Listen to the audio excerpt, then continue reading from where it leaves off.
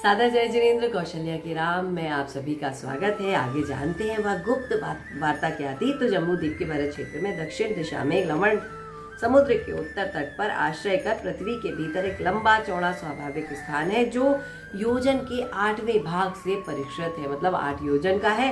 दंडक पर्वत के गुफा के द्वार पर नीचे जाने के लिए मणिमय तोरणों से दैदीप्यमान एक महाद्वार मिलता है और उसमें प्रवेश करने के लिए अलंकारोदय नाम का एक नगर दिखाई देता है। तो आपत्ति के समय पर चक्र के द्वारा आक्रांत होकर उस दुर्ग में आश्रय लेकर निर्भय निवास करना। इस प्रकार महाभीम राक्षसेंद्र के कहने पर जो विद्यालय बालक लंकापुरी गया था, उसी के समय उत्तमोत्तम संतति उत्पन्न हुई। वे विद्याधरों के क्षेत्र विजयार्थ पर्वत पर तथा उनके योग्य कुल में उत्पन्न होते हैं, आकाश में चलते हैं, इसीलिए खिचर कहलाते हैं। परंतु देवों का स्वभाव तो मनोहर है। लंका में रहने वाले विद्याधर न देव है न राक्षस है, परंतु देवों का स्वभाव मनोहर है। और जो न देव है न राक्षस है वो विद्याधर है, किंतु राक्षस द्वीप की रक्षा करते हैं, इसलिए उन्हें राक्षस कहा जाता है।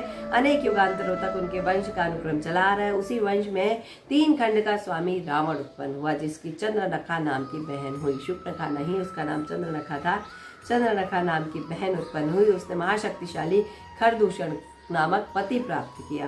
खरदूषण 14,000 प्रमाण मनुष्यों का विश्वास पात्र सेनापति था। 14,000 मनुष्यों का सेनापति था। अलंकारपुर में नाम का नगर उसका निवास स्थान था। उसके शंभुक और सुंदर नाम के 2 पुत्र थे। रावण ने उसे नया खड्ग प्राप्त करने के लिए भयंकर वन में प्रवेश किया। रावण का जो नया खड्ग था उसे प्राप्त करना था, इसलिए भयंकर वन में उसने प्रवेश किया। वह सूर्यहास खड्ग को प्राप्त करने के लिए उद्यत हुआ। वह एक बार अन्न खाता था, ब्रह्मचारी और निर्मल आत्मा का धारक था। उपयोग पूर्ण हुए बिना मेरी दृष्टि के सामने जो आएगा मेरे द्वारा वध्य होगा। इस प्रकार वंश स्थल पर बांस की झाड़ी में जा बैठा। दंडक वन के अंत में क्रोचर व नदी और समुद्र के तट के बीच इसका स्थान है, वहां उपस्थित है। 12 वर्ष व्यतीत हो जाने के बाद वह सूर्यहास नाम का खड्ग प्रकट हुआ, जो 7 दिन तक ठहर कर ग्रहण करने योग्य हो पाता है। तो अब अन्यथा करने वाले को ही मार डालता है। चंद्रकन्या पुत्र के स्नेह से बार बार उसे देखने के लिए वहां पर आती है। सो उसी समय उत्पन्न उस देवाधिष्ठित सूर्यहास खड्ग को उसने देखा। सो उसी समय जब उसने देखा, चंद्रखा ने अपने पति से खरदूषण से कहा कि हे महाराज, मेरा पुत्र मेरु पर्वत की प्रदक्षिणा देकर 3 दिन में आ जाएगा। इस तरह शंभूक में माता चंद्रनखा सिद्ध हुए मनोरथ को ध्यान कर रही है। धर स्वाभाविक उत्तम गंध थी, जो दिव्य गंध में लिप्त था और दिव्य मालाओं से अलंकृत था। ऐसे सूर्यहास खड्ग रत्न की गंध लक्ष्मण तक पहुंची और इसी वन के बीच एक समान पृथ्वी तल था, जो विचित्र रत्नों से बना हुआ था, सुवर्णमय कमलों से अर्चित था। और उसी समान धरातल के मध्य एक बांसों का विस्तृत स्तंभ भी था। उस बांसों के स्तंभ में एक खड्ग दिखाई दे रहा था और बांसों के साथ साथ वन प्रज्वलित सा जान पड़ रहा था। आश्चर्यचकित लक्ष्मण ने निशंक हो खड्ग ले लिया और उसकी तीक्ष्णता को परखने के लिए उस वंश स्तंभ को काट डाला। खड्गधारी लक्ष्मण को देखकर वहां के सब देवताओं ने उनसे कहा कि आप हमारे स्वामी हो।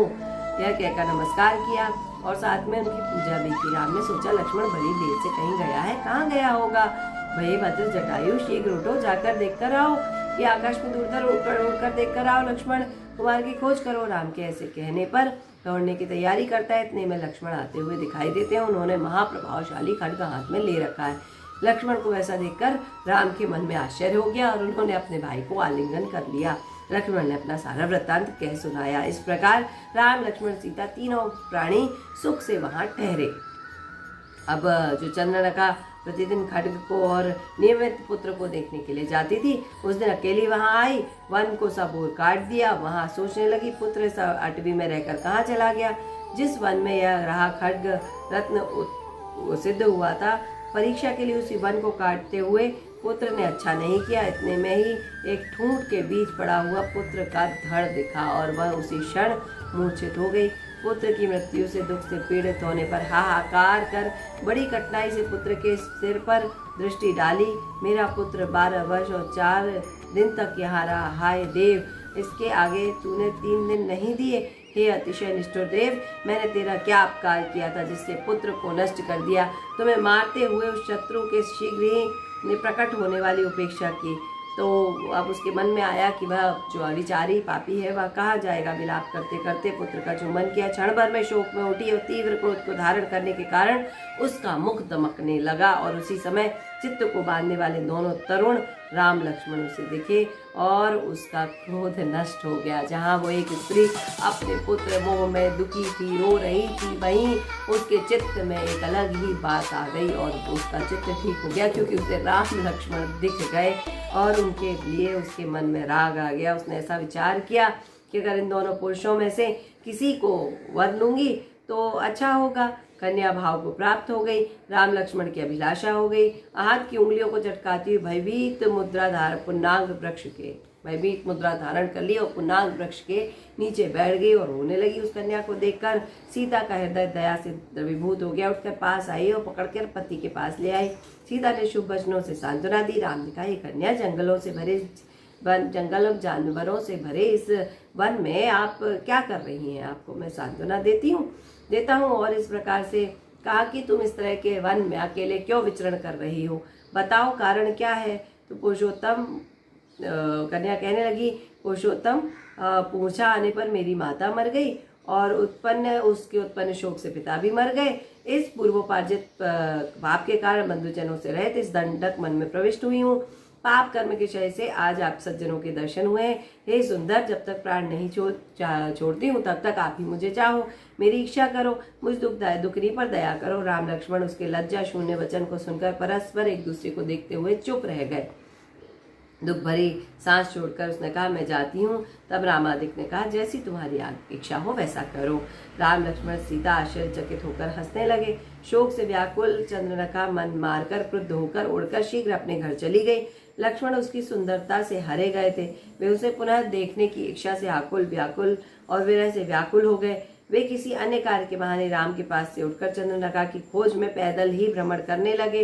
वह किस देश में उत्पन्न हुई है और किसकी पुत्री है, इस प्रकार का विचार करने के लिए भ्रमण कर रहे थे। हमने आज के भाग में जाना कि चंद्रनखा किस तरह से राम लक्ष्मण पर मोहित होती है और किस तरह से लक्ष्मण उसकी खोज में निकल जाते हैं।